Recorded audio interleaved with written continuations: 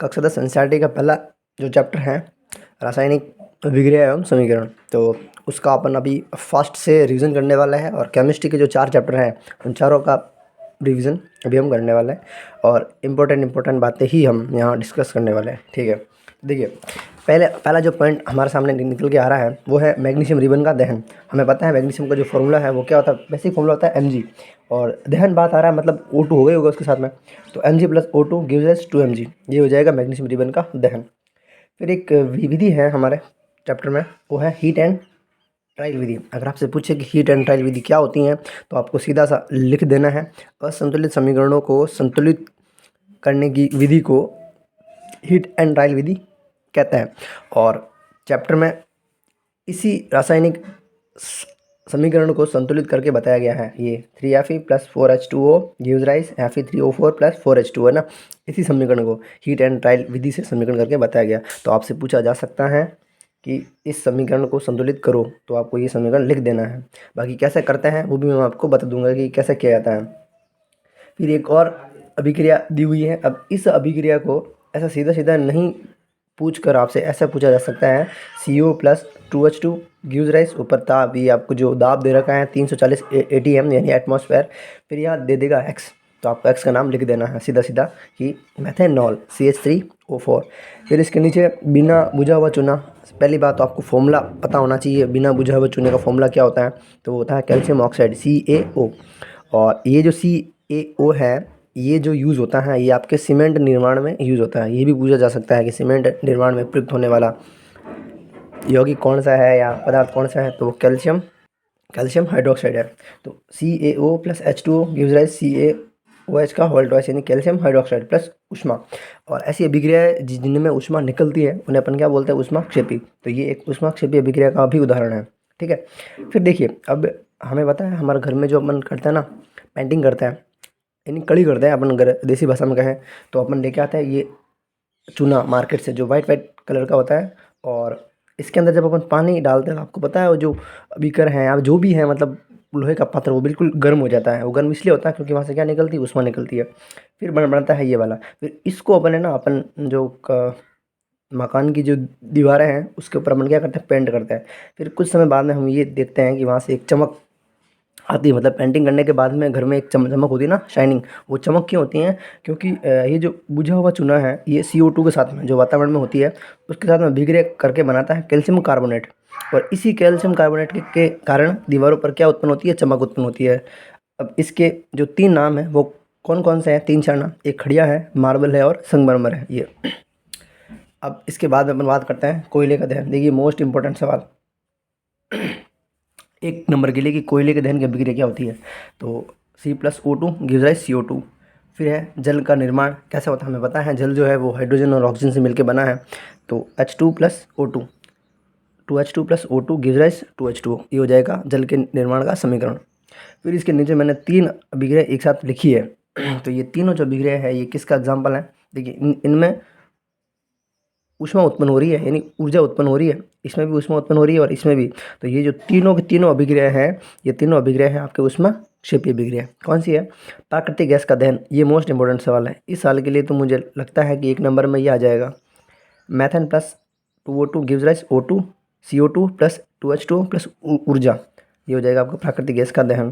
फिर श्वसन भी एक ऊष्माक्षेपी अभिक्रिया है। क्यों है, पूछा जा सकता है कि श्वसन ऊष्माक्षेपी अभिक्रिया क्यों है, तो वो इसलिए है क्योंकि जब हम सांस लेते हैं तो O2 गैस जाती है अंदर हमारे शरीर के अंदर, और जब हम खाना खाते हैं तो उसके अंदर क्या होता है कि ग्लूकोज का निर्माण होता है। तो ऑक्सीजन जब अंदर जाती हैं तो ग्लूकोज का विखंडन करने के लिए ऑक्सीजन ही प्रयुक्त होती हैं, तो ग्लूकोज + O2, तो उससे क्या होता है कि ग्लूकोज का विखंडन होता है और हमें क्या मिलती है, ऊष्मा मिलती है। इसलिए श्वसन को ऊष्माक्षेपी अभिक्रिया कहते हैं। फिर है कि साग सब्जियों का विघटित होकर कंपोस्ट बनना भी ऊष्माक्षेपी अभिक्रिया का उदाहरण है।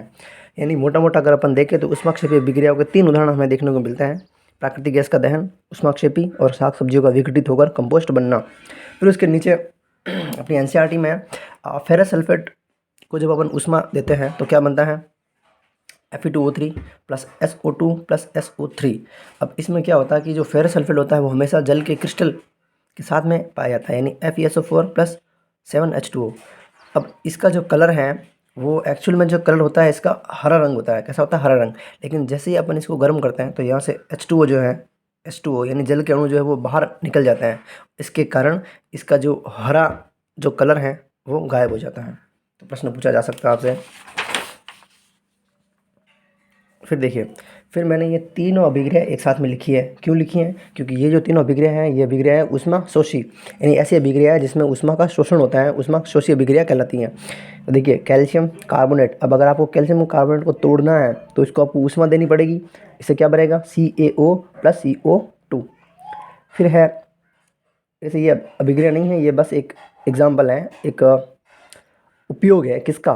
कैल्शियम ऑक्साइड का। मैंने पहले भी आपको बताया था कि कैल्शियम ऑक्साइड का जो उपयोग है वो सीमेंट निर्माण में होता है, यानी सीमेंट जो बनती है उसके अंदर कैल्शियम ऑक्साइड यूज़ होता है। फिर नीचे लेड नाइट्रेट का हमने वियोजन करवाया है। देखिए, आपके अर्धवार्षिक एग्जाम में भी पूछा था ये। लेड नाइट्रेट को जब आप ताप देते हैं तो ये PbO में टूट जाता है, यानी लेड ऑक्साइड में टूट जाता है, प्लस NO2 गैस उत्सर्जित होती है, यानी गैस निकलती है, प्लस O2। तो इसमें क्या हो रहा है कि इसको तोड़ने के लिए ना हमें ऊष्मा देनी पड़ रही है, यानी ऊष्मा का शोषण हो रहा है। तो ये भी एक ऊष्मा शोषी अभिक्रिया का उदाहरण है। और एक चीज़ और आप याद रखिए, जो वियोजन अभिक्रिया होती है ना, सामान्यतः ऊष्मा शोषी अभिक्रिया होती है। क्यों होती है? क्योंकि वियोजन में किसी भी पदार्थ को तोड़ना पड़ता है और तोड़ने के लिए पहले हमको ना एनर्जी देनी पड़ती है। और ऐसी अभिक्रियाएं जिनमें ऊष्मा देनी पड़ती हैं उन्हें बोलते हैं ऊष्मा शोषी। और मेन चीज़ जो इसके अंदर आपको याद करनी है वो ये याद करनी है कि इस NO2, ये जो भाप बन के उड़ती है, ये जो गैस है, इसका जो कलर है वो जनरली भूरा रंग का होता है। तो भूरा रंग का धुआं यहाँ से निकलता है। फिर जल का विद्युत अपघटन। देखिए, वियोजन अभिक्रिया की डेफिनेशन आपको पता है कि वह अभिक्रिया जिसमें एक क्रियाकारक टूट कर दो या दो से अधिक पदार्थ बनाता है। अब वियोजन जो होता है ना वो 3 टाइप का होता है। एक होता है ऊष्मा के कारण, होता ही है ऊष्मा कारण, जो हमने पढ़ा कैल्शियम कार्बोनेट का, और ये वाला, ये दोनों जो हो रहे हैं ना ये ऊष्मा के कारण हो रहे हैं। फिर एक दूसरा होता है जल का विद्युत अपघटन, यानी विद्युत धारा आपको उसके अंदर भेजनी है, उसके द्वारा उसको तोड़ देना है। तो जब आप जल का विद्युत अपघटन करते हैं तो एनोड पर छूटती है ऑक्सीजन और कैथोड पर छूटती है हाइड्रोजन। ये भी पूछते हैं जनरली कि एनोड पर कौन सी गैस आती है? तो ऑक्सीजन। और कैथोड पर कौन सी गैस आती है? हाइड्रोजन। देखिए, इसको याद करने का सिंपल सा फॉर्मूला है। एनोड जो होता है ना वो हमेशा धनात्मक होता है। कैसा होता है? इसके ऊपर पॉजिटिव चार्ज होता है। और ऑक्सीजन के ऊपर क्या होता है? O2-। तो माइनस जो है ना वो कहाँ जाएगा? प्लस के पास में। तो एनोड ऑक्सीजन के ऊपर और कैथोड पर हाइड्रोजन। और NCERT में एक चीज़ और लिखी हुई है कि एनोड और कैथोड के बीच में जो विभवांतर होता है वो 6 वोल्ट का होता है। तो ये भी आपको याद कर लेना, क्या पता पूछ ले आपसे। वियोजन के 3 टाइप थे। पहला था ऊष्मीय वियोजन, विद्युत अपघटन, और तीसरा है सूर्य के प्रकाश में वियोजन। तो वो होता है AgCl का, यानी सिल्वर क्लोराइड और सिल्वर ब्रोमाइड। तो ये AgCl का, ये देखो ये बन गया 2Ag + Cl2। अब इसमें भी पूछते हैं, क्या पूछते हैं कि ये दूसरे रंग का क्यों होता है? मतलब इसलिए होता है क्योंकि AgCl है वो सूर्य के प्रकाश में टूटकर Ag बनाता है, सिल्वर बनाता है, और सिल्वर का जो कलर है वो दूसरे रंग का होता है, इसलिए ये दूसरे रंग का हो जाता है। ये तो मोस्ट इंपॉर्टेंट है। श्याम श्वेत फोटोग्राफी में किस अभिक्रिया का यूज़ होता है? तो अभिक्रिया कौन सी है? 2Ag + Br, ये वाली हो जाएगी। फिर इसके नीचे अगर अपन चलते हैं तो कॉपर सल्फेट के जलीय विलयन में लोहे की कील रखने पर CuSO4 का नीला रंग मलिन पड़ जाता है, क्योंकि Fe जो है वो Cu को इसके स्थान से विस्थापित कर देता है। देखिए, हमें पता है जब आप सक्रियता श्रेणी पढ़ते हैं तो Fe जो होता है ना वो Cu के ऊपर आता है, ऊपर आता है, मतलब ये ज़्यादा ताकतवर है, तो ये इसको इसके स्थान से हटा देगा। और कॉपर सल्फेट का जो विलयन होता है ना, विलयन वो होता है नीला। नीला क्यों होता है? इस कॉपर के कारण। और जब ये Fe यहाँ पे आ जाएगा तो जो नीला रंग है वो गायब हो जाएगा, है ना, ये बात है। फिर बात करते हैं द्विविस्थापन अभिक्रिया। इस ऐसी अभिक्रिया है जिनमें अभिकारकों के बीच आयनों का आदान प्रदान होता है। देखिए, अभिकारकों के बीच होता है, ना कि उत्पादों के बीच में। ये आपके अभिकारक हैं दोनों, ये और ये, Ba2+ आ जाएगा यहाँ पे, और Na है वो यहाँ आ जाएगा। तो क्या बन जाएगा? BaSO4 और NaCl बन जाएगा। इस अभिक्रिया को अपन क्या बोलते हैं? द्विविस्थापन अभिक्रिया बोलते हैं।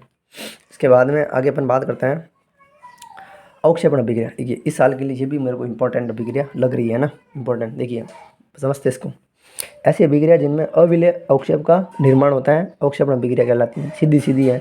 देखिए, द्विविस्थापन अभिक्रिया के अंदर जो उदाहरण है वही उदाहरण हमें यहाँ पर मिलता है। देखिए, Na2SO4 भी ये वाला सेम है और ये वाला सेम। अब इसके अंदर अवक्षेप है कौन? तो बेरियम सल्फेट कौन है इसके अंदर? अवक्षेप। अगर आपसे ये अभिक्रिया देखे, आपसे पूछे कि इसमें अवक्षेप कौन है, तो आप क्या देंगे? बेरियम सल्फेट जो इसके अंदर है अवक्षेप है। फिर बात करते हैं अपचयन और उपचयन। यहाँ से किसी भी टाइप से सवाल पूछा जा सकता है आपसे, घुमा कर पूछा जा सकता है। जैसे पूछा आपसे कि नाइट्रोजन जो है, चिप्स की जो थैलियाँ हैं वो विषाक्त हो जाती है, ये किसका उदाहरण है? तो ये उदाहरण है उपचयन का। ठीक है, कैसे है वो मैं आपको बताता हूँ। बात करते हैं अपचयन की। अपचयन का मतलब होता है कि किसी भी पदार्थ के अंदर हाइड्रोजन का जुड़ना या ऑक्सीजन का निकलना। और उपचयन इसका जस्ट उल्टा, यानी ऑक्सीजन का तो जुड़ना और हाइड्रोजन का निकलना। देखिए, उपचयन को ही बोलते हैं ऑक्सीकरण, यानी ऑक्सीडेशन। ठीक है, तो आप कंफ्यूज नहीं होना है, ये और ये दोनों एक ही बात है। अब उपचयन के कुछ अपन उदाहरण देखते हैं। देखिए, जनरली जो कॉपर जो होता है, कॉपर का जो कलर कैसा होता है? भूरा होता है। जब कॉपर जो है ऑक्सीजन के साथ में अभिक्रिया करता है, ठीक है, तो क्या बनता है? Copper oxide. देखिए, कॉपर का जो कलर है वो कैसा था? भूरा। अब वो कैसा हो गया? काला हो गया। काला क्यों हुआ? क्योंकि कॉपर का ऑक्सीकरण हो गया, उपचयन हो गया। ठीक है, तो आपसे पूछा जा सकता है, अभिक्रिया देकर ये दे देगा और गिव्स छोड़ेगा, यहाँ पे लिखेगा एक्स, तो एक्स का नाम बताओ। आपको बताना है 2CuO। और काली परत है। काली परत क्यों है? क्योंकि कॉपर के ऊपर ऑक्साइड की परत चढ़ जाती है, इसका उपचयन हो जाता है, इसलिए। अब बात करते हैं अपचयन की। देखिए, ये काली परत है, अगर मैं इसके अंदर हाइड्रोजन जोड़ दूँ, और हाइड्रोजन का जुड़ना क्या कहलाता है? वो कहलाता है अपचयन, हाइड्रोजन का जुड़ना। तो अगर मैं इस CuO के अंदर H2 जोड़ दूँ, तो ये O जो है ना, वो आ जाएगा इसके पास में, तो क्या बन जाएगा? Cu + H2O। देखिए, ये काली परत थी, अब कैसे हो जाएगी? भूरी हो जाएगी।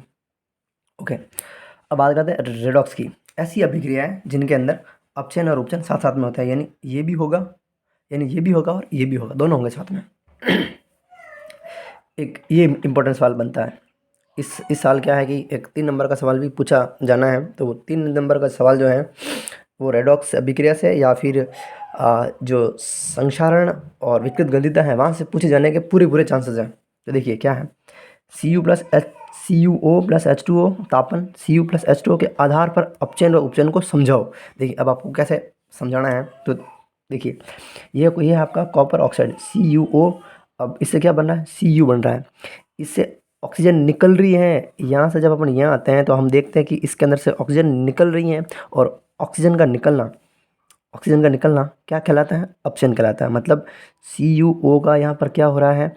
अपचयन हो रहा है। अब बात करता हूँ H2 की। यहाँ पे कौन है? H2। और H2 से क्या बन गई? H2O बन गई। यानी पहले H2 अकेला था और अब H2 के पास में कौन है? ऑक्सीजन है। यानी H2 में ऑक्सीजन जुड़ गई है, और ऑक्सीजन का जुड़ना क्या कहलाता है? उपचयन कहलाता है। यानी यहाँ पर H2 का क्या हो रहा है? उपचयन हो रहा है। बस यही आपको समझा देना है साफ साफ शब्दों में। देखिए, आंसर जो है ना, आप सीधे शॉर्ट में लिखेंगे तो उतने ही आपके नंबर ज़्यादा आने के फुल चांसेस हैं। ज़्यादा पूरी घास काटने का कोई मतलब नहीं है। तो देखिए, अभिक्रिया में CuO Cu में बदल जाता है, अर्थात इसमें ऑक्सीजन की कमी आती है, इसलिए यह उपचयन है तथा CuO का अपचयन हुआ है। जबकि H2O में बदल रहा है, इसमें ऑक्सीजन जुड़ रही हैं, अर्थात H2 का उपचयन हुआ है। अतः ये अभिक्रिया रेडॉक्स अभिक्रिया इसलिए है क्योंकि इसके अंदर अपचयन और उपचयन दोनों साथ साथ में हो रहे हैं। अब बात करते हैं आगे। एक और एग्जाम्पल आपसे ये भी पूछा जा सकता है कि रेडॉक्स अभिक्रिया के 2 उदाहरण लिखिए। तो इसके अंदर पहला एग्जाम्पल तो अभी हमने पढ़ा ही है, और दूसरा ये भी आप देख सकते हो, ZnO+Cu C give rise Zn+Cu। अब इसमें क्या हो रहा है? ZnO के पास में ऑक्सीजन है, तो यहाँ जब हम देखते हैं, यहाँ से जब यहाँ चलते हैं तो इसके अंदर ऑक्सीजन निकल गई है, और ऑक्सीजन का निकलना क्या कहलाता है? अपचयन कहलाता है। फिर बात करते हैं कार्बन की। देखिए, कार्बन यहाँ पे क्या है? अकेला है, और यहाँ अगर अपन देखते हैं तो कार्बन के पास में ऑक्सीजन भी है, यानी कार्बन मोनोऑक्साइड। तो यहाँ पे कार्बन में ऑक्सीजन जुड़ रही है, और ऑक्सीजन का जुड़ना क्या कहलाता है? उपचयन कहलाता है। तो ऐसा भी आप समझा सकते हैं, और ये रेडॉक्स अभिक्रिया का एक उदाहरण है। अब बात करते हैं कि दैनिक जीवन में उपचयन के 2 उदाहरण बताइए। ये सबसे अंतिम टॉपिक है हमारा, इस चैप्टर खत्म होने वाला है। एक तो हो जाएगा संक्षारण, एक हो जाएगा विकृत गंधिता। अब देखिए, संक्षारण क्या होता है? संक्षारण क्या होता है कि जब कोई धातु अपने आसपास अम्ल आर्द्रता के संपर्क में आकर संक्षारित हो जाती हैं तो इसे संक्षारण कहते हैं। और संक्षारण के 3 उदाहरण NCERT में दिए हुए सीधे सीधे: चांदी पर काली परत का आना, तांबे पर हरी परत का आना, और लोहे पर जंग लगना। संक्षारण के कारण कार के ढांचे, यानी कार के जो पार्ट्स होते हैं, पुल तथा लोहे के जो उपकरण हैं, उनकी भारी मात्रा में क्षति होती है। ये आपको संक्षारण। फिर बात करते हैं विकृत गंधिता। तो वसायुक्त तेलीय खाद्य सामग्री उपचयित होने के कारण उनका स्वाद व गंध बदल जाती हैं, इसे विकृत गंधिता कहते हैं। इसे रोकने के लिए प्रतिऑक्सीकारक का मतलब होता है ऑक्सीजन के विपरीत, यानी जो ऑक्सीजन के एंटी काम करें। पदार्थ मिलाते हैं। चिप्स की थैलियों में O2 के स्थान पर N2 मिलाते हैं ताकि ऑक्सीकरण ना हो, तथा N2 जो है वो कम सक्रिय गैस भी है, यानी ये कम कम क्रियाशील है, जो उपचयन होने से बचाती है या उपचयन होने नहीं देती है। इस प्रकार से आपका जो पहला चैप्टर है वो हो जाता है। इम्पोर्टेंट चैप्टर है पहला, और पहला चैप्टर जो है आपके 5 नंबर का है। यहाँ से एक एक नंबर के 2 सवाल आने हैं और एक 3 नंबर का आना है। चलिए अब बात करते हैं हम दूसरे चैप्टर की। अब हम बात करेंगे चैप्टर नंबर 2, अम्ल व क्षार। चैप्टर जो है ना आपके 6 नंबर का है, और यहाँ से एक एक नंबर के 3 सवाल आने वाले हैं और एक 3 नंबर का बड़ा सवाल, यानी 6 नंबर, 6 मार्क्स का आपका चैप्टर है। चलिए स्टार्ट करते हैं चैप्टर को। सबसे पहले है कि अम्ल और क्षार क्या होते हैं, दोनों में अंतर लिखिए। तो पहला अंतर ये है कि अम्ल स्वाद में खट्टे होते हैं और क्षार स्वाद में कड़वे होते हैं। अम्ल नीले लिटमस को लाल कर देते हैं और क्षार लाल लिटमस को नीला कर देते हैं। और आपको दो एग्जाम्पल दे देना है। एक HCl है, H2SO4, और इसमें हो जाएगा NaOH और कैल्शियम हाइड्रोक्साइड। और फिनॉल क्षार को गुलाबी रंग प्रदान करता है। वैसे जो प्रयोग NCERT में बहुत सारे दे रखे हैं, उसी का एक कंक्लूजन है, ये पूछा नहीं जाता है लेकिन वो याद कर लेना अगर लिखना चाहो तो। फिर सूचक होते हैं। सूचक का मतलब ये होता है कि सूचक ऐसे पदार्थ होते हैं जो ये बताते हैं कि कोई पदार्थ अम्ल है या क्षार है। और सूचक 2 टाइप के होते हैं, पहला होता है प्राकृतिक, दूसरा होता है कृत्रिम। अब प्राकृतिक सूचक कौन कौन से हैं, तो देखिए पहला है हल्दी। आप लोगों ने देखा होगा कि जब आपके शर्ट पर, पैंट पर अगर सब्जी गिर जाती हैं और जब हम उसे धोते हैं तो जैसे अपन साबुन उसके ऊपर लगाते हैं तो जो कलर है वो बिल्कुल लाल भूरा टाइप का हो जाता है। यानी हल्दी जो है ना वो क्षार के संपर्क में आने पर लाल भूरी हो जाती है, ठीक है, यानी उसका जो कलर है वो लाल भूरा हो जाता है। फिर दूसरा है लिटमस। लिटमस का आपका पता ही है, अम्ल को नीला और क्षार में लाल को हरा। फिर तीसरा एग्जाम्पल है आपके हाइड्रेंजिया, पेटूनिया, जेरानियम, लाल पत्ता गोभी। ये एग्जाम्पल्स हैं। आपसे अब सदन में पूछा जा सकता है, 3 कोई और दे देंगे और एक कोई और दे देगा, फिर बोलेगा कि इसके अंदर कौन है जो है वो प्राकृतिक सूचक नहीं है या कृत्रिम नहीं है। फिर बात करते हैं कृत्रिम सूचक, 2 ही दे रखे हैं आपके बुक में, एक मैथिल ऑरेंज है और दूसरा फिनॉल फथेलिन है। चलिए अब बात करते हैं लिटमस जो है वो कहाँ से आता है। तो लिटमस जो है, लिटमस विलेन बैंगनी रंग का होता है जनरली। जब ये ना तो अम्ल होता है ना क्षार होता है, तो उस स्थिति में लिटमस क्या होता है, बैंगनी रंग का होता है। अब लिटमस कहाँ से पैदा होता है, तो लिटमस जो है वो थैलोफाइटा ग्रुप के समूह के लाइकेन, सही नाम लाइकेन है, NCERT में लीचेन लिखा हुआ है, लीचेन पौधे से निकाला जाता है। फिर NCERT में चित्र 2.1 दिया हुआ है, अगर नहीं पता तो मैं आपको बता दूँ एक बार कि चित्र 2.1 क्या है। ये चित्र कई बार एग्जाम्स में आया हुआ है और इस बार भी पूछे जाने के चांसेस हैं, बनते हैं पूरे। आपको एक बार देख लेना चाहिए चित्र 2.1 क्या है। ये रहा चित्र 2.1। दानेदार जिंक के टुकड़े, यानी जिंक जब H2SO4 के साथ में अभिक्रिया करता है तो हाइड्रोजन गैस देता है। बस इसी चीज़ को प्रमाणित करने के लिए कि देखिए ये इसके अंदर जिंक के टुकड़े हैं और Zn इसके अंदर देखो सल्फ्यूरिक अम्ल पहले से ही था। जैसे ही मैंने जिंक के टुकड़े इसके अंदर से डाले तो हाइड्रोजन गैस यहाँ से निकलती है। अब जैसे ही हाइड्रोजन गैस यहाँ आएगी, अब हमें पता कैसे चलेगा कि इसके अंदर है। तो क्या मैंने क्या करा कि हमने क्या करा कि साबुन का जो विलेन लिया, और जैसे ही यहाँ से अगर हाइड्रोजन गैस निकलेगी बाहर तो मैं मोमबत्ती लेके यहाँ पे खड़ा रहूँगा, और अगर मोमबत्ती से फटफट की आवाज़ आती है, देखो फटफट की ध्वनि के साथ हाइड्रोजन गैस का दहन, अगर ध्वनि आ रही है मतलब हाइड्रोजन गैस है वो, ठीक। इसी के साथ ही NCERT में एक चीज़ और दे रखी है कि गंधीय सूचक कौन कौन से होते हैं। तो देखिए वेनिला, प्याज और लौंग के तेल। अब गंधीय सूचक क्या होता है तो वो भी आप एक बार देख लो ना। गंधीय सूचक ऐसे सूचक होते हैं जिनकी गंध जो है वो अम्ल व क्षार माध्यम में बदल जाती है, ठीक है, बदल जाती है, उनको क्या बोलते हैं अपन, गंधीय सूचक बोलते हैं, ठीक है। फिर आगे बढ़ते हैं हम। जिंक तनु H2SO4 का अभिक्रिया H2 गैस दे देता है। खाली जगह में पूछा जा सकता है 1 नंबर में। जिंक की क्रिया NaOH के साथ कराने पर सोडियम जिंकेट बनता है। ये इंपॉर्टेंट चीज़ है, अगर पेपर लेवल का बनता है तो आपसे पूछा जा सकता है ये। जिंक की क्रिया NaOH के साथ कराने पर सोडियम जिंकेट बनता है, और सोडियम जिंकेट का फॉर्मूला ये रहा Na2ZnO2। अपवाद है, थोड़ा सा एंटीक टाइप का है, ये पूछा जा सकता है 1 नंबर में, को याद कर देना सीधा सीधा। फिर कैल्शियम कार्बोनेट के नाम पता ही है, चूना पत्थर, खड़िया, संगमरमर, कैल्शियम कार्बोनेट। और ये जो चूने का पानी है यानी बुझा हुआ चूना प्लस CO2 से क्या बनता है, calcium carbonate plus H2 gas. ये हमने पहले देख रखा है। अब बात करते हैं उदासीनीकरण अभिक्रिया क्या होती है। तो अम्ल व क्षारक की अभिक्रिया कराने पर लवण व जल बनता है, इसे उदासीनीकरण अभिक्रिया कहते हैं। ये रहा, ये अम्ल है, ये क्षार है, ये बन गया लवण, ये बन गया H2O। फिर धात्विक ऑक्साइड, देखिए धात्विक ऑक्साइड की अगर मैं अभिक्रिया कराऊँ अम्ल के साथ में तो क्या बन रहा है, एक लवण बन रहा है, और यही काम यहाँ पर हो रहा है। देखिए ये रहा अम्ल, ये रहा अम्ल, ये क्षार है। इसका मतलब जो CuO है ये भी कैसा होता है, क्षारकीय होता है। यानी धात्विक ऑक्साइड क्षारकीय प्रकृति के होते हैं। धात्विक ऑक्साइड अम्ल के साथ अभिक्रिया करके लवण व जल बनाती है। ये ठीक काम ऐसे ही हो रहा है जैसा उदासीनीकरण में होता है। फिर इसी के ऑपोजिट अगर यहाँ अधात्विक ऑक्साइड आ जाए, अधात्विक ऑक्साइड अम्लीय प्रकृति के होते हैं, सीधी सी बात है। फिर अम्लों के जलीय विलयन विद्युत के सुचालक होते हैं, क्योंकि जल में अम्ल आयनों में टूट जाता है। आप जैसे ही अम्ल को जल के अंदर डालते हैं तो अम्ल जो है वो आयनों में टूट जाता है, ठीक है। तो H+ आयन हाइड्रोजन आयन देता है जो चालकता दर्शाता है। आपसे सवाल पूछ सकते हैं कि अम्ल जो है वो विद्युत के सुचालक क्यों होते हैं। वो इसलिए होते हैं क्योंकि अम्ल जो है वो आयन देते हैं H+। जैसे मान लीजिए कि HCl अम्ल है तो वो Cl- आयन भी देता है और H+ आयन भी देता है। चलिए, H+ आयन स्वतंत्र रूप में नहीं रहता है, अतः यह जल के अणुओं के साथ जुड़कर H3O+ यानी हाइड्रोनियम आयन में बदल जाता है। ये H+ अकेला है बेचारा, बहुत छोटा होता है, ये स्वतंत्र अवस्था में नहीं रह सकता, इसलिए H2 के साथ में अभिक्रिया करता है और H3O+ बना देता है। जल में घुलनशील क्षारक क्षार कहलाता है। देखिए क्षार, जैसे मैं बात करूँ NaOH की, तो NaOH सबसे पहला था क्षारक। अगर ये जल के अंदर घुल रहा है तो ये क्षार है, ठीक है। यानी प्रत्येक क्षार जो है वो क्षारक होता है, लेकिन ये ज़रूरी नहीं है कि प्रत्येक जो क्षारक है वो जल के अंदर घुल जाए, क्योंकि सारे क्षारक जो हैं वो जल के अंदर नहीं घुलते हैं। इसका मतलब सभी क्षारक क्षार नहीं होते हैं, लेकिन प्रत्येक क्षार क्षारक होता है। अब यहाँ से एक इम्पॉर्टेंट चीज़ निकल के आ रही है कि हमें अम्ल को जल में मिलाना चाहिए या फिर जल को अम्ल में, या अम्ल को जल में।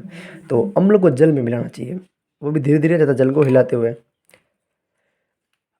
ऐसा इसलिए करते हैं क्योंकि अगर हम जल को अम्ल में मिलाते हैं तो उससे क्या होता है कि अत्यंत मात्रा में ऊष्मा उत्पन्न होती है, जिसके कारण जो मिश्रण है वो आस्फलित होकर, देखिए आस्फलित का मतलब होता है उफन कर। जैसे अपन चाय बनाते हैं तो चाय उफन कर बाहर आती है ना, उसी टाइप से मिश्रण आस्फलित यानी उफन कर बाहर आ सकता है और उससे व्यक्ति जल सकता है। इसलिए फिर है तनुकरण। देखिए तनुकरण का सीधा सीधा मतलब होता है पतला करना। अब पतला करने का मतलब क्या है, आपके पास में अम्ल है, अम्ल बहुत सांद्र है, तो अगर आप उसके अंदर पानी मिलाते हैं तो आयनों की जो संख्या है ना वो एकांक आयतन में कम होती जाएगी। यही है आपका तनुकरण। यानी जल में अम्ल या क्षारक मिलाने पर आयन की सांद्रता में प्रति इकाई आयतन में कमी आती है। इसी को अपन क्या बोलते हैं, तनुकरण बोलते हैं। तनुकरण का मतलब सीधा सीधा होता है पतला करना, ठीक है। अब चैप्टर आता है अगला, मतलब टॉपिक वो है पीएच स्केल। देखिए पीएच स्केल सबसे पहले तो पीएच के में पी का क्या मतलब होता है, पी का मतलब होता है पुषांश। पी जो है वो एक जर्मन शब्द है जिसका अर्थ होता है शक्ति। फिर इस पीएच स्केल की परिभाषा क्या है, तो पीएच स्केल जो है ना वो एक ऐसा पैमाना होता है जिससे किसी पदार्थ की अम्लता या क्षारीयता का पता लगाते हैं, या फिर कोई भी पदार्थ अम्ल है या क्षार है इसका पता कौन से स्केल से लगाते हैं, पीएच स्केल से। फिर कोई पदार्थ, ये एक इम्पॉर्टेंट लाइन है, कोई पदार्थ जितना अधिक अम्लीय है उसका पीएच उतना ही कम होता है। हमें पता है कि अम्ल का जो पीएच है वो 0 से 7 होता है। अब जैसे जैसे 7 से कम होगा पीएच, अम्लीयता बढ़ती जाएगी। तो कोई पदार्थ जितना अधिक अम्लीय है उसका पीएच उतना ही कम होगा। या हाइड्रोनियम आयन H3O+ की सांद्रता बढ़ने पर पीएच घटता है। देखिए जब हाइड्रोनियम आयन यानी H3O+ आयन ये इसका मान जब ज़्यादा होगा तो अम्ल क्या होगा, उतना ही ज़्यादा प्रबल होगा। और अगर अम्ल जितना ज़्यादा प्रबल है तो उसका पीएच भी क्या होगा, उतना ही कम होगा, ठीक है। पीएच का मान 0 से 14 तक होता है। अम्लीय पदार्थ का पीएच 0 से 7 तक होता है। क्षारीय पदार्थ का पीएच 7 से 14 तक होता है तथा उदासीन लवण का पीएच 7 होता है। अब ये भी एक चीज़ है, अम्ल व क्षारक शक्ति विलयन में H+ और OH- आयन की सांद्रता पर निर्भर करती है। यानी अम्ल के अंदर H+ आयन जितने ज़्यादा होंगे अम्ल उतना ही ज़्यादा प्रबल होगा, और क्षारक में OH- आयन जितने ज़्यादा होंगे क्षारक उतना ही प्रबल होता है। बात करते हैं प्रबल अम्ल और दुर्बल अम्ल की, ठीक है। क्या होता है, अधिक संख्या में H+ आयन देने वाले अम्ल क्या क्या कहलाता है, प्रबल अम्ल कहलाता है। जैसे H2SO4, HCl, HNO3। HNO3 का मतलब नाइट्रिक अम्ल है, HCl का मतलब हाइड्रोक्लोरिक अम्ल है, H2SO4 का मतलब सल्फ्यूरिक अम्ल है। फिर बात करते हैं दुर्बल अम्ल कौन से होता है, तो ऐसे अम्ल जो जल में पूर्णतः आयनित नहीं होते हैं। देखिए प्रबल अम्ल में आप ऐसे भी लिख सकते हैं, ऐसे अम्ल जो जल में पूर्ण रूप से आयनित हो जाते हैं, यानी पूरा का पूरा अम्ल टूटकर आयनों में टूट जाता है, बिखर जाता है। फिर प्रमुख पीएच मान एनसीईआरटी में दिए हुए हैं। पहला है जठर रस 1.2 होता है। फिर ब्लड हमारा जो रक्त है उसका 7.4 होता है। फिर नींबू रस 2.2, शुद्ध जल का 7 होता है। फिर मिल्क ऑफ मैग्नीशिया 10। देखिए इस बार मुझे लगता है, देखिए मिल्क ऑफ मैग्नीशिया का वैसे जनरली पता ही होता है, एक तो आप रक्त का याद कर लीजिए, एक जठर रस का इंपॉर्टेंट है इस बार के लिए। और NaOH यानी प्रबल जो क्षार होता है उसका पीएच 14 होता है और प्रबल अम्ल का 0।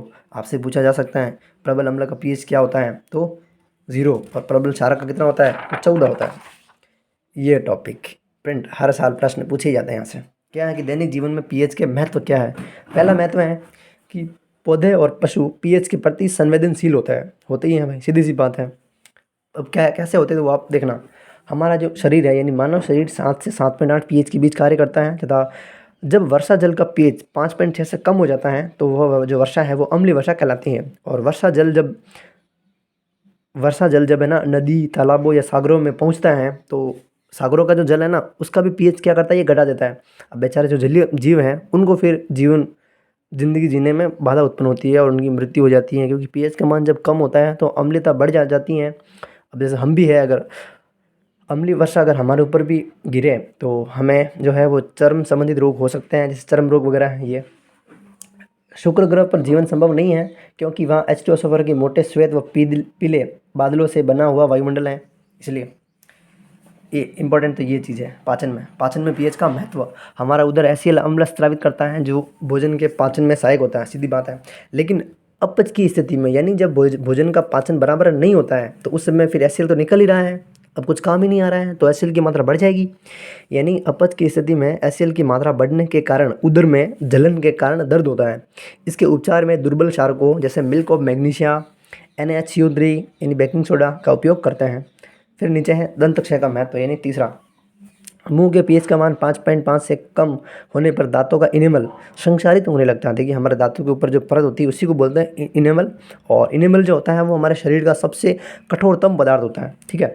इनेमल शरीर का सबसे कठोर पदार्थ होता है जो कैल्शियम हाइड्रोक्सी एपेटाइट से बना होता है, जो कि कैल्शियम फॉस्फेट का ही एक लवण होता है, मान सकते हो आप।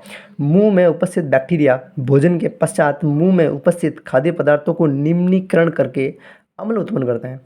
अब अम्ल हैं तो जलन होगी, और अम्ल अगर हैं तो हमारा इनेमल जो है वो क्षयित होगा, तो उससे क्या फिर हमको झंझनाहट होगी। आपने एड में देखा होगा झंझनाहट।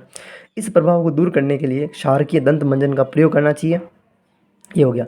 फिर मधुमक्खी के डंक में मैथोनिक अम्ल यानी फॉर्मिक अम्ल होता है जिससे जलन उत्पन्न होती है, और इसे राहत पाने के लिए हमें बेकिंग सोडा का प्रयोग करना चाहिए। फिर एक ये है प्राकृतिक उदाहरण, इंपॉर्टेंट है, ये पूछा जा सकता है। उदासीनीकरण के प्राकृतिक उदाहरण दीजिए। तो प्राकृतिक उदाहरण ये है कि जो नेटल पादप के पत्तों में डंकनुमा बाल होते हैं जिससे छूने पर डंक जैसा दर्द उत्पन्न होता है, क्योंकि इसमें मैथोनिक अम्ल होता है। और इसके बचाव हेतु इसके पास पाए जाने वाले डॉक पौधे की पत्तियां रगड़ते हैं। आपको ये याद रखना है कि नेटल के डंक में कौन सा अम्ल होता है, मैथोनिक, और इसके उपचार में किस पौधे की पत्तियां रगड़ी जा जाती हैं, तो वो होता है आपका डॉक पादप होता है। फिर इसके बाद बात करते हैं अपन प्राकृतिक अम्ल। कुछ एक प्राकृतिक अम्लों के एग्जांपल्स हैं। पहला कौन सा हो जाएगा आपका, इमली में टॉर्ट्रिक अम्ल होता है, टमाटर में ऑक्जेलिक, संतरा में सिट्रिक, सिरका में एसिटिक, दही में लैक्टिक अम्ल होता है, ठीक।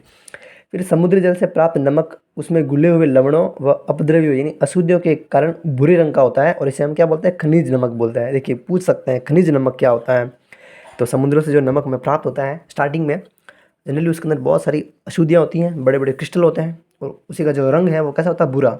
एक नंबर में पूछ लेगा भाई खनिज नमक का रंग कैसा होता है, तो काला नहीं होता, भूरा होता है। गांधी जी की दांडी यात्रा का संबंध जो है वो NaCl से है, नमक से। अब नीचे NaCl का किन पदार्थों के निर्माण में कच्चे पदार्थ के रूप में यूज़ होता है। मतलब ये जो पदार्थ है ना, ये सारे इनको बनाने के लिए सबसे पहले आपको NaCl चाहिए। तो कौन है, कास्टिक सोडा होता है ना, caustic soda NaOH, sodium hydroxide, sodium hydrogen carbonate यानी सोडियम बाइकार्बोनेट यानी बेकिंग सोडा। फिर है Na2CO3.10H2O, ये पूरा है धोने का सोडा, और सिर्फ ये Na2CO3 को बोलता है सोडा एस। ये CaOCl2 यानी विरंजक चूर्ण, ब्लीचिंग पाउडर, ठीक है। पहला क्लोर क्षार अभिक्रिया, देखिए ये इंपॉर्टेंट है इस साल के लिए, मुझे लगता है ये बड़े सवाल में पूछा जा सकता है। क्लोर क्षार अभिक्रिया क्या होती हैं, उदाहरण सहित समझाइए, और इसके अंदर उत्पन्न होने वाले पदार्थों के क्या क्या उपयोग है, 3 नंबर में बड़ा सवाल, तो आपको ये पूरा लिखना अच्छे से। देखिए क्या है, सोडियम क्लोराइड के जलीय विलयन में विद्युत धारा प्रवाहित करने पर सोडियम क्लोराइड टूटकर सोडियम हाइड्रोक्साइड यानी क्षार उत्पन्न करता है।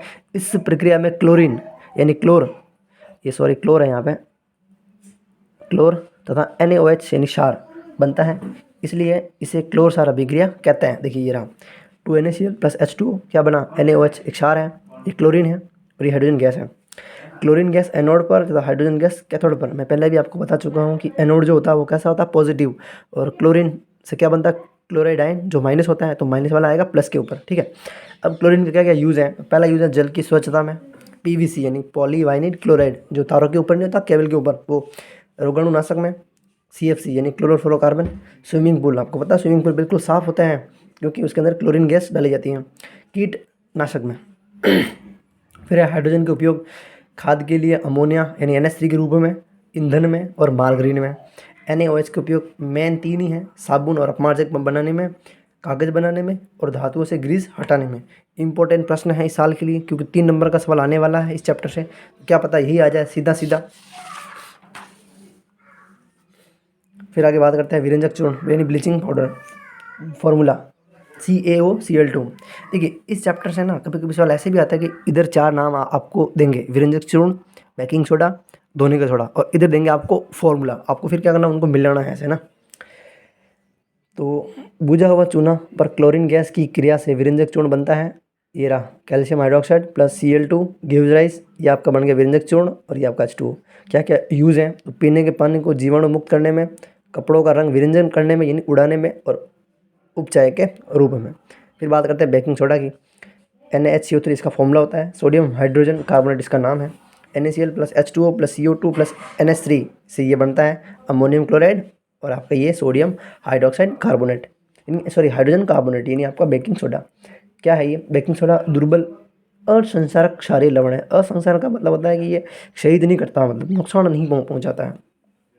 इसे गर्म करने पर धोने का सोडा व CO2 गैस बनती है। जैसे ये रहा, देखो ये आपका बेकिंग सोडा, जब मैंने इसको गर्म करा, गर्म के लिए आप ऐसा सिंबल बना सकते हैं, गर्म करा तो क्या बना, धोने का soda, H2O plus CO2 gas. देखिए ये CO2 गैस बनी ना, इसलिए ना बेकिंग सोडे का जो यूज़ है वो अग्निशामक में होता है। क्यों होता है, क्योंकि जब जलने पर आप ये डालते हो तो इससे CO2 गैस निकलती है, और CO2 गैस जो है आपको पता है जलाने में सहायक नहीं है बल्कि बुझाने में है, और ये आपको बुझा देती है। तो अब देखिए ना बेकिंग सोडा के क्या क्या यूज़ है, उपयोग है।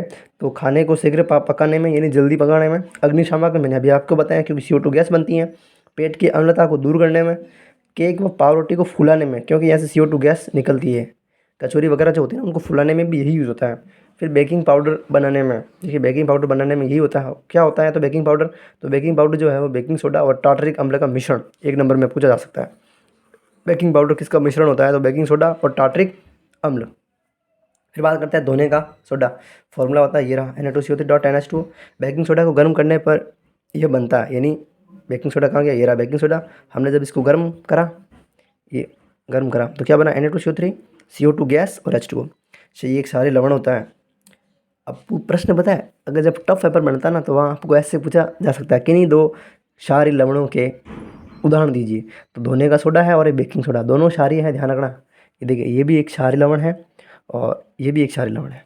क्या होता है इसका उपयोग, तो कांच, साबुन, कागज़ उद्योग में, घर की सफाई में, और मोस्ट इम्पोर्टेंट चीज़ जल की स्थायी कठोरता को दूर करने में।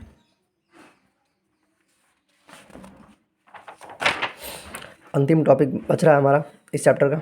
क्या पहला टॉपिक कौन क्या है, क्रिस्टलन जल। तो लवण की एक सूत्र इकाई में जल के निश्चित अणु की संख्या को क्रिस्टलन जल कहते हैं, यानी कुछ लवणों के साथ में जल भी पाया जाता है, उनको अपन क्या बोलते हैं, क्रिस्टलन जल। जैसे कॉपर सल्फेट है, देखिए इसको बोलते हैं नीला थोथा, क्योंकि इसका जो कलर है वो कैसा होता है, नीला। जब इस नीले थोथे को गर्म किया जाता है तो यहाँ से जल का अणु बाहर निकल जाता है, इसलिए इसका जो कलर है वो नीले रंग से गायब हो जाता है। पूछा जा सकता है कॉपर सल्फेट को गर्म करने पर इसका रंग क्यों उड़ जाता है, क्योंकि यहाँ से जल का अणु बाहर निकल जाता है इसलिए। दूसरा है कैल्शियम सल्फेट, फिर जल के 2 अणु, उसको बोलते हैं जिप्सम। आपका POP यानी प्लास्टर ऑफ पेरिस, ये रहा धोने का सोडा। अब बात करते हैं प्लास्टर ऑफ पेरिस की।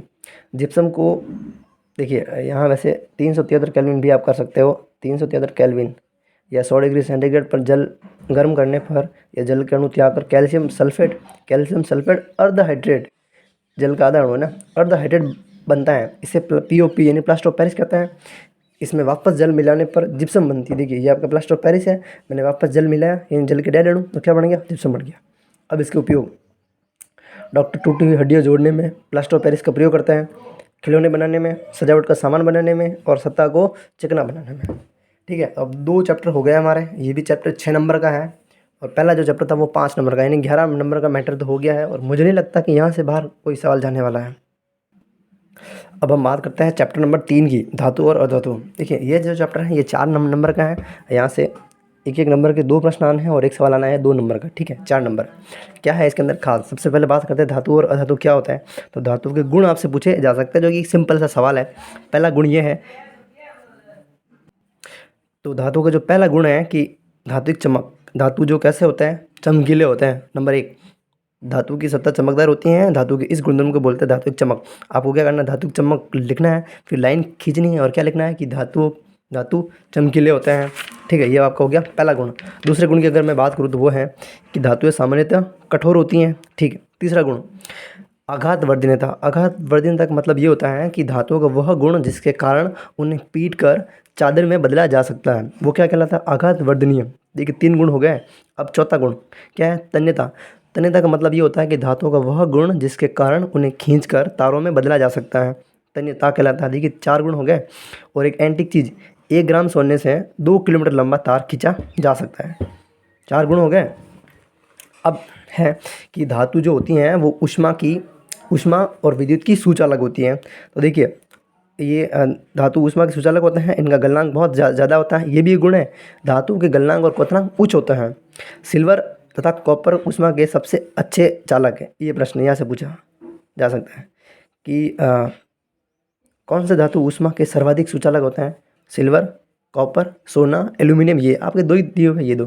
कौन से धातु ऊष्मा के कुचालक होते हैं, अपवाद। और अपवाद ही पूछे जाते हैं जनरली। तो कौन है, लेड और मरकरी, यानी पीबी और एचजी, ये अपवाद है इनके, ठीक। फिर अपन जब नीचे चलते हैं तो एक बात हमारे यहाँ पे सामने आ रही है, पीवीसी। पीवीसी का फुल फॉर्म क्या होता है, पॉली वाइनिल क्लोराइड। क्या होता है ये, तो आपने देखा होगा केबल के ऊपर एक ब्लैक या किसी भी कलर की एक परत होती है तारों के ऊपर, जो विद्युत रोधी होती हैं, वही है आपकी पीवीसी, है ना। अब अगला गुण ध्वनिक। ध्वनिक का मतलब ये होता है कि धातुएं जब टकराती है ना किसी कठोर से, तो ध्वनि उत्पन्न करती है, इसी को बोलते हैं ध्वनिक। ध्वनि को इंग्लिश में बोलते हैं सोनोरस। अब ये थे सब धातुओं के गुण। अब बात करते हैं हम अधातुओं की। अब अधातु है तो कोई खास बात तो नहीं है, 2-4 एग्जाम्पल आपको याद करने हैं। Carbon, sulphur, iodine. देखिए आयोडीन एकमात्र ऐसी अधातु हैं जो चमकीली होती हैं, ठीक है। और ब्रोमीन एक ऐसी अधातु हैं जो द्रव होती हैं। लीजिए यहाँ से तैयार है 2 सवाल। पहला सवाल कि कौन सी अधातु चमकीली होती हैं, आयोडीन। कौन सी अधातु द्रव अवस्था में पाई जाती हैं, तो वो हो जाएगी आपकी ब्रोमीन। जनरली जो धातुएं हैं वो या तो ठोस होती हैं या गैस होती है, द्रव में नहीं होती है, लेकिन ब्रोमीन जो है वो इसका एक अपवाद है। चलिए अब बढ़ते हैं अपन आगे। तो आगे जो चीज़ें हैं वो ये हैं, यही धातुओं और अधातुओं के कुछ गुणधर्म हैं। तो देखिए पहला, मरकरी को छोड़कर सभी धातुएं कमरे के ताप पर ठोस अवस्था में पाई जाती है। मरकरी ही एक ऐसी धातु है जो अपवाद है, ठीक है। और धातु के जो गलनांक होते हैं जनरली क्या होता है, उच्च होता है। लेकिन धातुओं का गलनांक उच्च होता है, लेकिन गैलियम और सीजियम इनके गलनांक बहुत कम होते हैं।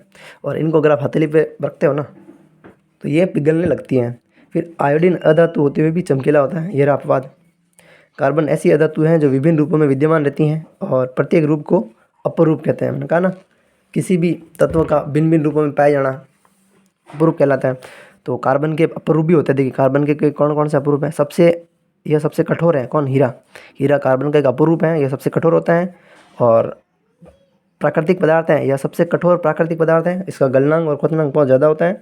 और कार्बन का एक अन्य अपरूप है ग्रेफाइट है, ये विद्युत का सुचालक है। देखिए ग्रेफाइट जो है ना ये अधातु होता है, ग्रेफाइट अधातु है फिर भी विद्युत का सुचालक है, देख लो अब आप। फिर क्षारीय धातु लिथियम, सोडियम और पोटेशियम इतनी मुलायम होती हैं कि इन्हें चाकू से काटा जा सकता है। यहाँ से बनता है सवाल, कौन सी धातु है चाकू से आसानी से काटी जा सकती हैं, तो ये तीनों। या अगर अब सदन में पूछे कि किसको चाकू से नहीं काटा जा सकता, तो 3 तो ये ऑप्शन में होगी और एक कोई और आ जाएगा, तो आपको उसको टिक कर देना है। और इनके जो गलनांक और घनत्व है वो भी काफ़ी कम होता है। यहाँ से प्रश्न पूछे जाने के चांस है 1 नंबर में, तो सीधी बात है। अब आगे अब देखिए बात है अगली कि अधिकांश अधातुएं ऑक्साइड प्रदान करते हैं जो जल में घुलकर अम्ल बनाते हैं, वही अधिकतर धातुएं क्षारीय ऑक्साइड प्रदान करती हैं। ये तो हमने देखा भी था पहले, ठीक। अब धातुओं का वायु में दहन करने से क्या होता है, तो चलिए धातु प्लस ऑक्सीजन क्या बनता है? धातु ऑक्साइड बनता है, सीधी सी बात है। धातु की अभिक्रिया जब आप करते हो ऑक्सीजन के साथ में तो क्या बनता है? धातु ऑक्साइड बनता है। चलिए यहाँ तक कहानी ठीक है। अब अपवाद की बात करते हैं ना, किसकी बात करते हैं? अपवाद की। हमें पता है कि धातुओं के जो ऑक्साइड होते हैं, धातु के जो ऑक्साइड होते हैं वो कैसे होते हैं? क्षारीय होते हैं। लेकिन कुछ धातुओं के ऑक्साइड ऐसे होते हैं जो अम्लीय भी होते हैं और क्षारीय भी होते हैं। अपवाद है, उनको बोलते हैं अपन उभयधर्मी ऑक्साइड। कौन है? एल्यूमिनियम का ऑक्साइड और जिंक ऑक्साइड। देखिए ये अभिक्रिया आपको याद करनी सीधी, आपको कहीं ना कहीं किसी भी रूप में आपको ये मिल सकती हैं, ये वाली अभिक्रिया। और ये इनकी रिएक्शंस है, ये भी आपको याद कर देनी है। फिर अधिकांश धातु ऑक्साइड जल में अघुलनशील होते हैं, यानी घुलते नहीं हैं। लेकिन सोडियम और पोटेशियम के जो ऑक्साइड हैं वो जल के अंदर घुलते हैं और क्या देते हैं? क्षार देते हैं। अपवाद नहीं है, क्या ये अपवाद है? अब देखिए फिर बात करते हैं कि हम कह रहे हैं साहब कि ऑक्सीजन के साथ में धातुएं अभिक्रिया कर रही है, लेकिन सारी धातुएं जो हैं वो ऑक्सीजन के साथ में अभिक्रिया नहीं करती है। कुछ अपवाद भी होते हैं इनके। तो देखिए क्या है, ऑक्सीजन के साथ सभी धातु एक ही तरह से अभिक्रिया नहीं करती है। विभिन्न धातु ऑक्सीजन के साथ में विभिन्न अभिक्रिया प्रदर्शित करती है। सोडियम और पोटेशियम जैसी कुछ धातु इतनी तेज़ी से अभिक्रिया करती है कि इन्हें खुले रखने पर ये आग पकड़ लेती है। इसलिए सोडियम और पोटेशियम को है ना इस केरोसिन के अंदर रखा जाता है। क्यों रखते हैं? क्योंकि ये बहुत ज़्यादा क्रियाशील होती हैं और ये वायुमंडल में आसानी से ऑक्सीजन के साथ अभिक्रिया करके आग पकड़ लेती है, इसीलिए। ठीक है। फिर हैं सामान्य ताप पर मैग्नीशियम, एल्यूमिनियम, जिंक, लेड आदि जैसी धातुओं की सतह पर ऑक्साइड की परत चढ़ जाती हैं। ठीक है। अगर एक बार इनके ऊपर ऑक्साइड की परत चढ़ गई तो ये फिर इनको वापस ऑक्सीकरण से सुरक्षा प्रदान करती है। गर्म करने पर आयरन का दहन तो नहीं होता, लेकिन जब बर्नर की ज्वाला में लोह चूर्ण डालते हैं तो वह तेज़ी से जलने लगता है। अब देखिए लोहे को अगर आप जलाओगे तो वो जलेगा नहीं, दहन तो नहीं होता इनका। हाँ, उच्च तापमान पर ठीक है आप लोहे को गला सकते हो। कॉपर का दहन तो नहीं होता, लेकिन गर्म धातु पर कॉपर ऑक्साइड की काले रंग की परत चढ़ जाती है। ये पहले चैप्टर में हमने पढ़ा था। कॉपर जो है, कॉपर का ऑक्सीकरण वहाँ पे, तो वही बात है सेम सेम। फिर है सिल्वर और गोल्ड अत्यधिक अधिक ताप पर भी ऑक्सीजन के साथ अभिक्रिया नहीं करती है। ऐसे दो धातुओं के नाम बताओ जो कि अभिक्रिया करती ही नहीं है। तो एक सिल्वर हो जाएगा और एक गोल्ड हो जाएगा, ये जनरली अभिक्रिया नहीं करती हैं। फिर एक टॉपिक आ रहा है अगला आपका एनोडीकरण, है ना। एनोडीकरण क्या होता है? ये रहा एनोडीकरण। एनोडीकरण एल्यूमिनियम की मोटी ऑक्साइड की परत बनाने की प्रक्रिया। यानी देखिए जो एल्यूमिनियम होता है ना, एल्यूमिनियम के ऊपर ऑक्साइड की एक मोटी परत चढ़ जाती हैं जो उसे जंग से या वापस ऑक्सीकरण से सुरक्षा प्रदान करती हैं। इसी को बोलते हैं आप एनोडीकरण। ठीक। फिर धातुएं जल के साथ अभिक्रिया करती है तो क्या होता है? ये भी एक अपवाद टॉपिक है। ये केमिस्ट्री अपवादों से भरी पड़ी है, इसमें कोई दौराई नहीं है। क्या है देखिए, सोडियम और पोटेशियम, सोडियम और पोटेशियम ये तो अभिक्रिया करता है सर। ये करता है ठंडे जल के साथ में। तो कौन से जो धातु है वो जो ठंडे जल के साथ में अभिक्रिया करती हैं तो कौन कौन है वो? पोटेशियम और हाइड्रोजन करेंगे। ठीक है, कर ली। और उसके साथ में ऊष्मा भी देते हैं, इसलिए ऊष्माक्षेपी अभिक्रिया है। और इसके साथ में तत्कालीन हाइड्रोजन गैस दे देते हैं। ठीक। फिर बात करते हैं कैल्शियम की। तो कैल्शियम जो है वो जल के साथ में थोड़ी धीमी अभिक्रिया करता है। क्या करता है? थोड़ी सी धीमी अभिक्रिया करता है। ठीक है। देखिए जब कैल्शियम की अभिक्रिया जल के साथ में होती है तो जो हाइड्रोजन गैस निकलती है ना, तो उस हाइड्रोजन गैस के बुलबुले निकलने के कारण जो कैल्शियम है वो बुलबुलों के साथ में चिपक जाता है और कैल्शियम तैरना प्रारंभ कर देता है। फिर बात करते हैं मैग्नीशियम की। अब मैग्नीशियम ठंडे जल के साथ में अभिक्रिया तो नहीं करता है, लेकिन गर्म जल के साथ में अभिक्रिया करता है। और गर्म जल के साथ में जब अभिक्रिया करता है तो हाइड्रोजन गैस निकलती हैं और उसके बुलबुलों के कारण जो मैग्नीशियम है वो उस बुलबुलों पर चिपक जाता है और ये तैरना प्रारंभ कर देता है। अब प्रश्न ये पूछे कि कौन सी धातुएं हैं जो जल के साथ अभिक्रिया करने के पश्चात तैरने लगती हैं? तो दोनों एग्जाम्पल आपको लिख देने हैं, कैल्शियम और मैग्नीशियम। ठीक।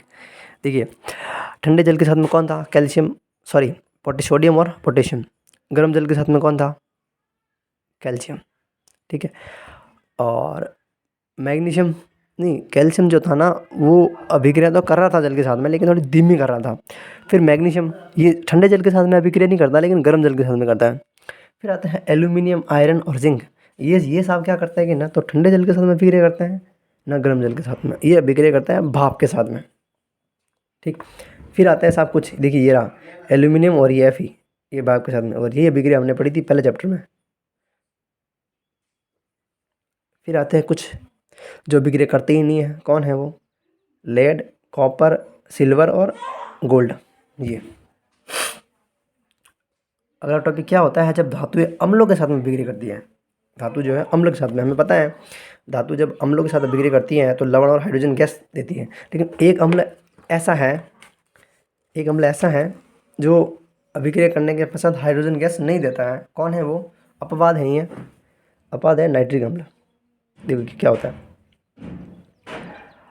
जब धातुएं नाइट्रिक अम्ल के साथ अभिक्रिया करती हैं तो हाइड्रोजन गैस उत्सर्जित नहीं होती हैं, क्योंकि HNO3 एक प्रबल ऑक्सीकारक होता है। देखिए प्रबल ऑक्सीकारक का मतलब, ऑक्सीकारक का मतलब क्या होता है कि खुद का तो हो रहा है अपचयन, लेकिन दूसरों को क्या क्या कर रहा है, वो ऑक्सीकरण कर रहा है। ठीक है, तो क्योंकि HNO3 एक प्रबल ऑक्सीकारक होता है जो उत्पन्न H2 को ऑक्सीकृत करके जल में परिवर्तित कर देता है। यानी H2 बनती हैं, लेकिन ये क्या ऑक्सीकारक है, यानी दूसरों का ऑक्सीकरण करता है।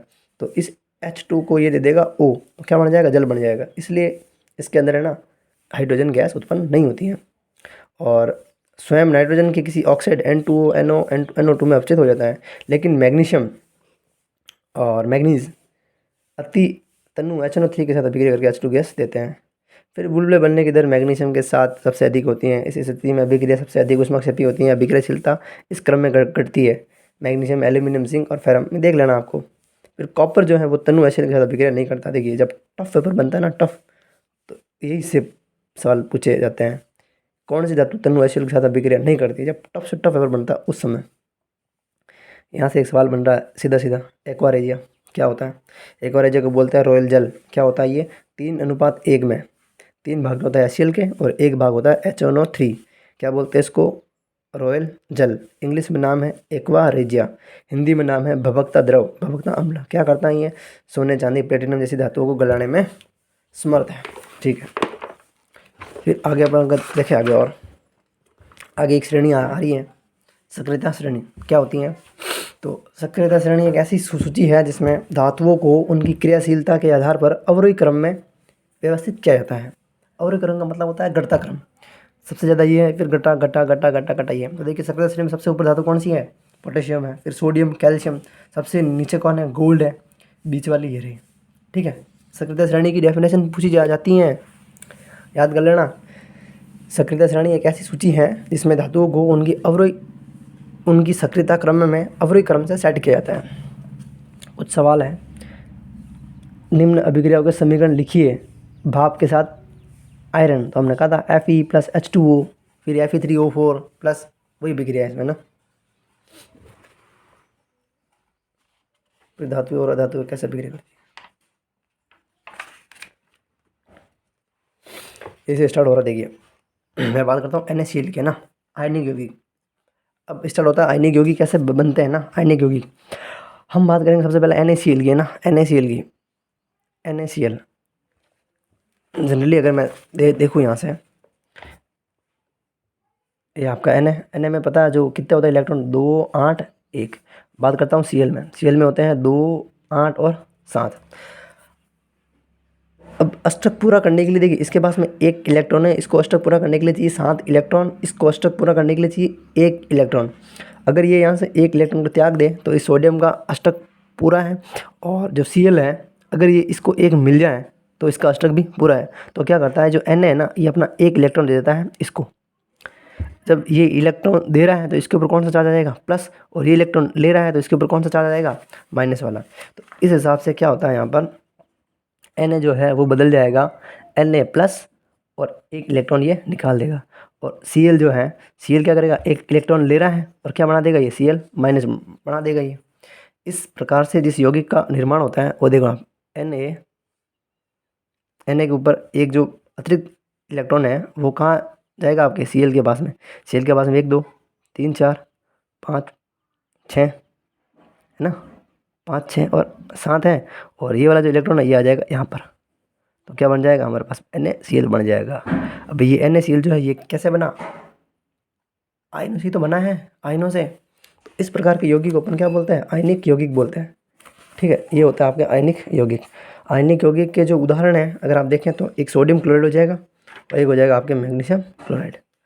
यहाँ से प्रश्न नहीं पूछते, प्रश्न पूछता है कि आयनिक यौगिकों के गुणधर्म क्या होता है। तो देखिए आयनिक यौगिकों के गुणधर्म दिए हुए हैं। पहला, भौतिक प्रकृति। ऋण और धन आयनों के बीच मजबूत आकर्षण बल के कारण आयनिक यौगिक ठोस और कठोर होते हैं, सामान्यतः भंगुर होते हैं और दाब डालने पर टुकड़ों में टूट जाते हैं। ठोस होता है, ठोस क्यों होता है? क्योंकि इनके मध्य मजबूत आकर्षण बल पाया जाता है। गलनांक और क्वथनांक क्या होता है? इनके उच्च क्यों होते हैं? क्योंकि इनके मध्य मजबूत अंतरायनिक आकर्षण बल पाया जाता है और उसको तोड़ने के लिए ज़्यादा एनर्जी की आवश्यकता होती है, इसलिए। घुलनशीलता। अब आयनिक यौगिक जो होता है ना सर, आयनिक यौगिक जो होता है वो जल के अंदर तो होता है घुलनशील। अब आप देख लो ना, नमक, नमक तो जल के अंदर घुलता है, तो जल के अंदर तो घुलता है, लेकिन केरोसिन, पेट्रोल जैसे विलायकों में ये घुलता नहीं है। फिर बात करते हैं विद्युत चालकता। तो आयनिक यौगिक जो होते हैं ना,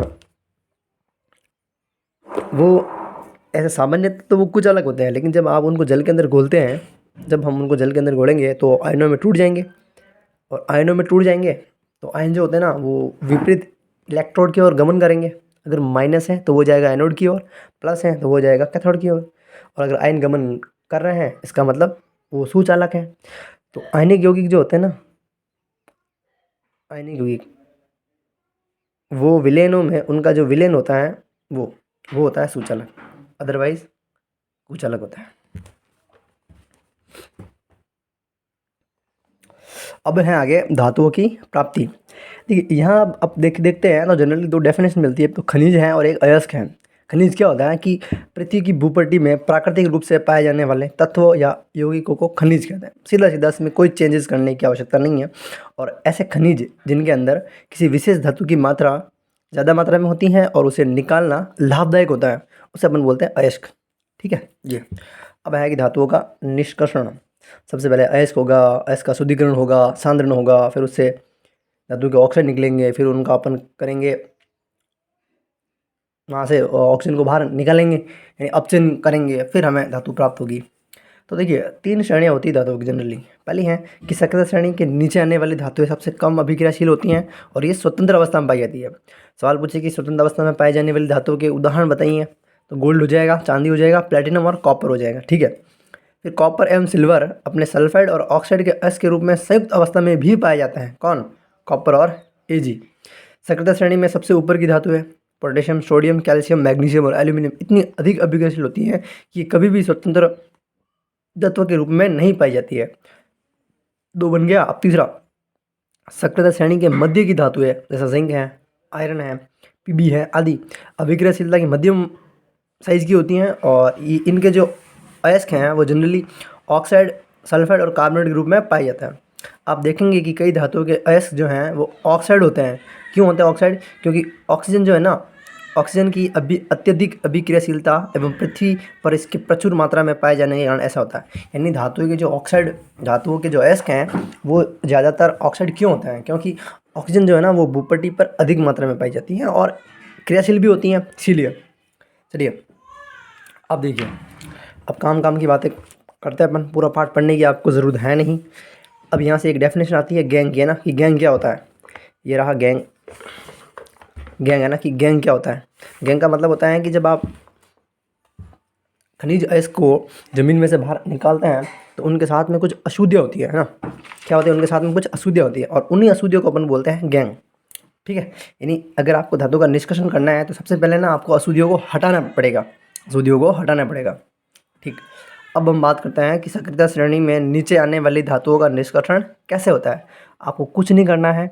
ये जो धातुएं होती हैं ये जनरली अगर ये सल्फाइड फॉर्म में है, अगर ये सल्फाइड फॉर्म में है, जैसे कि आप जानते हैं मरकरी का एक अयस्क होता है, कौन? सिनाबार। 1 नंबर के लिए इंपॉर्टेंट सवाल है, मरकरी के अयस्क को क्या बोलते हैं? सिनाबार। ठीक है। तो आपको मरकरी के अयस्क को लेना है, इसका आपको क्या करना है? ऑक्सीकरण करना है, यानी O2 के साथ में अभिक्रिया। जैसे ही O2 के साथ में अभिक्रिया होगी तो ये मरकरी का क्या बन जाएगा? ऑक्साइड। हमारा जो मेन काम है ना सबसे पहले कि आपको कैसे भी करके धातु का ऑक्साइड लेके आना अपने को। तो सल्फाइड को हमने किस में चेंज कर लिया? धातु के ऑक्साइड में। और कैसे चेंज करा? इसका हमने कर लिया ऑक्सीडेशन। अब जब इसका ऑक्साइड बन गया है तो अब इसका आप कर दो क्या? अपचयन कर दो। जब आप अपचयन करेंगे तो यहाँ से O जो है वो बाहर आ जाएगी, तो क्या बन जाएगा? ये हो गई मरकरी, अलग हो गई मरकरी धातु, अलग हो गई। अब मान लीजिए कि आपके पास में कॉपर का सल्फाइड है, ये रहा कॉपर का सल्फाइड अयस्क है। तो अगर आप कॉपर के सल्फाइड अयस्क को ऑक्सीजन के साथ में अभिक्रिया करवाते हैं तो कॉपर का एक ऑक्साइड बन जाएगा, बन गया।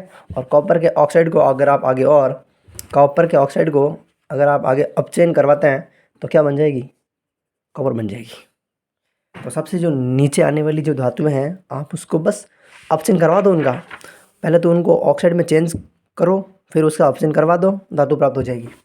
इंपॉर्टेंट चीज़ ये है सक्रियता श्रेणी में मध्य में स्थित धातु। देखिए जो सक्रियता श्रेणी की जो मध्य वाली धातुएं होती हैं वो सल्फाइड के रूप में भी पाई जाती हैं और कार्बोनेट के रूप में भी पाई जाती हैं। तो सबसे पहले आपका काम ये है कि सल्फाइड अयस्क और कार्बोनेट अयस्क को ऑक्साइड के रूप में चेंज करना। अब यहाँ से दो डेफिनेशन आती है, दो परिभाषा, एक आती है भर्जन और एक आती है निस्तापन। और यही से सवाल पूछे जाने के चांस है कि भर्जन और निस्तापन में क्या अंतर है। तो देखिए भर्जन क्या होता है कि जो सल्फाइड अयस्क होता है, सल्फाइड अयस्क को वायु की या ऑक्सीजन की, सल्फाइड अयस्क को वायु की उपस्थिति में अधिक ताप पर गर्म करने पर यह ऑक्साइड में परिवर्तित हो जाता है। तो देखिए ये जिंक का सल्फाइड अयस्क है, ये ऑक्सीजन है। ऑक्सीजन का मतलब सीधा सीधा है कि इसको अपन गर्म कर रहे हैं, गर्म करने पर यह ऑक्साइड में परिवर्तित हो जाता है। इस प्रक्रिया को बोलते हैं भर्जन। अब बात करते हैं निस्तापन की। देखिए भर्जन में ऑक्सीजन की मात्रा अधिक होती है, वायु की मात्रा अधिक होती है, और निस्तापन में सीमित मात्रा होती है। और निस्तापन होता है कार्बोनेट अयस्क का। कार्बोनेट अयस्क को सीमित वायु में अधिक ताप पर, देखिए वायु क्या सीमित है, कार्बोनेट अयस्क को सीमित वायु में अधिक ताप पर गर्म करने से यह ऑक्साइड में परिवर्तित हो जाता है। इस प्रक्रिया को बोलते हैं निस्तापन। ये देखिए ये जिंक का कार्बोनेट है, हमने इसको गर्म करा, ये किस में चेंज हो गया, जिंक का ऑक्साइड में। मैंने क्या कहा, मेन जो हमारा टारगेट है कि धातु का ऑक्साइड आप लेके आ जाओ। अब जब ऑक्साइड बन गया बस, अब इसका आप क्या कर दो, अपचयन। और अपचय कौन होता है, सी। प्रश्न ये पूछे किसी एक अपचय का उदाहरण बताइए, तो कार्बन है। अब कार्बन क्या करेगा, ओ को अपने पास में ले लेगा, बन गया जिंक। यही तो हमें चाहिए थी, हमको चाहिए थी धातु, और ये धातु हमें मिल गई है। फिर आगे क्या लिखा होगा कि धातुओं को उनके यौगिकों से प्राप्त करना भी अपचयन प्रक्रम है। बिल्कुल है अपचयन प्रक्रम, अभी हमने देखा। साथ साथ में विस्थापन अभिक्रिया भी है। अब देखिए यहाँ से एक इम्पोर्टेंट अभिक्रिया और आ रही है नीचे, वो है आपके थर्मिट अभिक्रिया ना, ये रही। मैग्नीज ऑक्साइड जो है वो अगर एल्यूमिनियम के साथ में अभिक्रिया करता है तो एल्यूमिनियम देखिए इससे ज़्यादा अभिक्रियाशील है, एल्यूमिनियम इसको यहाँ से हटा देगा, ये बन जाएगा Al2O3 और मैग्नीज बाहर आ जाएगी, और साथ में क्या जनरेट होगी, हीट, बहुत ज़्यादा ऊष्मा। यहाँ से इंपॉर्टेंट लाइन निकल के आती है, वो ये है कि यह विस्थापन अभिक्रिया अत्यधिक ऊष्माक्षेपी होती हैं। इसमें उत्सर्जित ऊष्मा की मात्रा इतनी अधिक होती है कि इसमें जो धातु है वो गलित अवस्था में होती हैं। और वास्तव में आयरन ऑक्साइड के साथ एल्यूमिनियम की अभिक्रिया का उपयोग रेल की पटरी, देखिए रेल की पटरी और मशीनी पुर्जों की दरारों को जोड़ने के लिए किया जाता है। इस अभिक्रिया को बोलते हैं थर्मिट अभिक्रिया। और ये रही थर्मिट अभिक्रिया, ये एल इस Fe को यहाँ से हटाएगा, और ये जो Fe जो है ये Fe, अब ये जो Fe है ना, यहाँ लिखा हुआ एल, एल का मतलब है कि ये लिक्विड अवस्था में है, बिल्कुल गला हुआ है। और जो पटरी की जो दरारें वगैरह पड़ी हुई ना, वहाँ डालते हैं और इससे दरारें भर जाती हैं बस। फिर एक सक्रियता श्रेणी में सबसे ऊपर आने वाली धातुएं, तो उनका आपको करना है विद्युत अपघटन। और जब आप विद्युत अपघटन करते हो, जैसे NaCl है, अगर आप विद्युत अपघटन करते हैं तो क्या होगा कि इसके अंदर जो Na+ है, अब सोडियम क्या होता है, प्लस होता है, तो सोडियम फिर कहाँ जाएगा, देखिए कैथोड होता है माइनस और एनोड होता है प्लस। सोडियम प्राप्त होता है कैथोड पर और क्लोरीन होता है एनोड पर। फिर एक ये भी इम्पोर्टेंट चीज़ है धातुओं का परिष्करण, ये पूछा हुआ है, 2013 में भी आया था, इस बार आने के भी चांसेस है। क्या होता है कि धातुओं का क्या, इसको बोलते हैं विद्युत अपघटनी परिष्करण। इसमें क्या होता है कि जिस धातु को आपको शुद्ध करना है ना, उस धातु का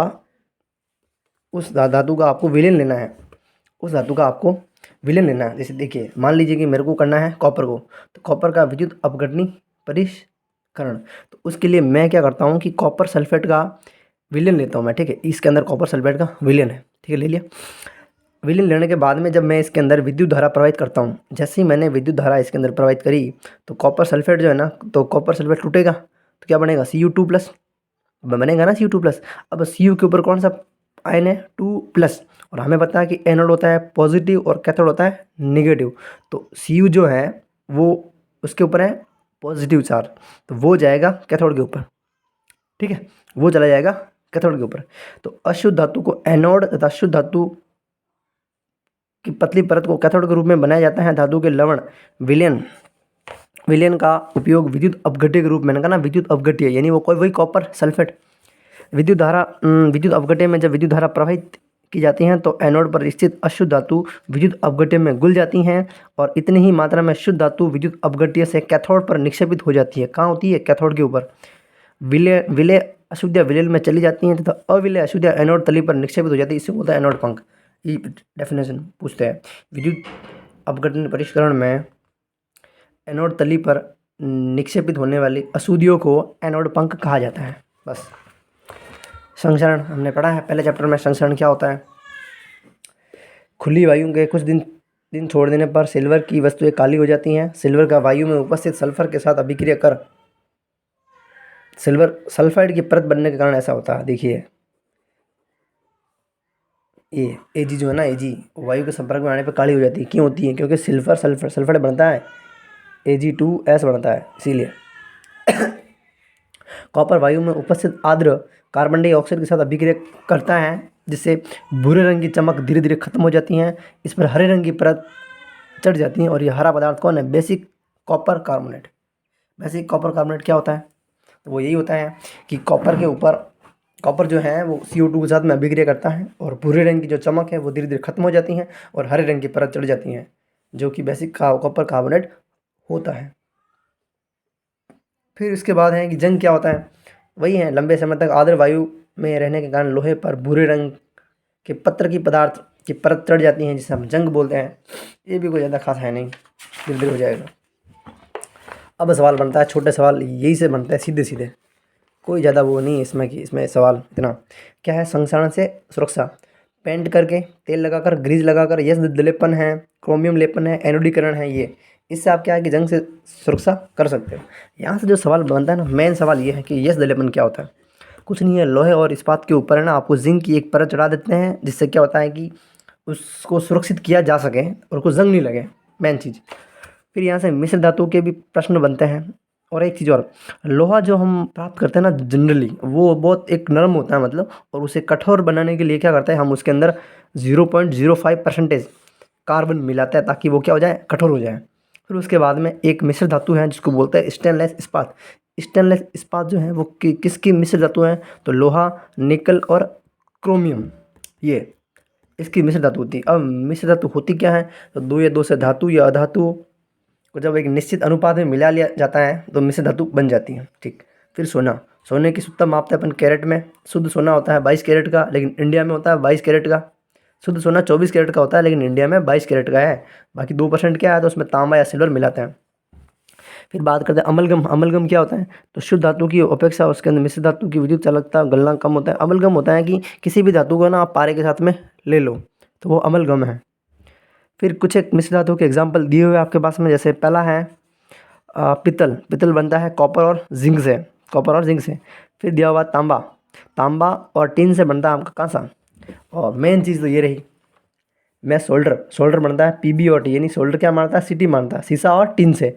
क्या यूज है इसका? तो वेल्डिंग में होता है। और कॉपर का होता है विद्युत तार बनाने में।